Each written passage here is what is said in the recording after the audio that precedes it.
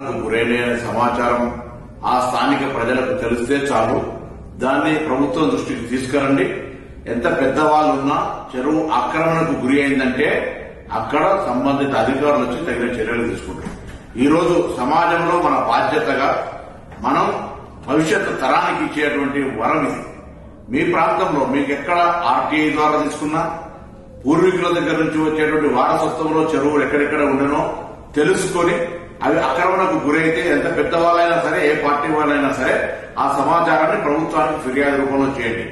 ముఖ్యంగా హైదరాబాద్ ఇన్ఛార్జ్ మంత్రిగా జరుగుతున్నటువంటి చెరువుల పరిరక్షణకు జరుగుతున్నటువంటి ఒక కార్యక్రమంలో హైదరాబాద్ జంట నగరాల ప్రజలు, రంగారెడ్డి ప్రజలు ప్రకృతిని, భవిష్యత్ తరాన్ని, చెరువులను కాపాడుకొని ఒక వ్యవస్థను కాపాడుకోవడం జరిగే ఈ యొక్క ప్రక్రియలో స్వచ్ఛందంగా మీ ప్రాంతంలో చెరువులను రక్షించుకోవడానికి తరలి రావాల్సిందే ఈ సందర్భంగా కోరుతాను.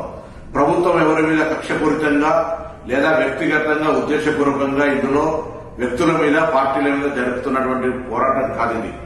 ఒక ప్రభుత్వం ఒక పరివర్తన తేవాలనుకున్నప్పుడు కొద్దిగా కష్టమైన, నష్టమైన ఇది తప్పది.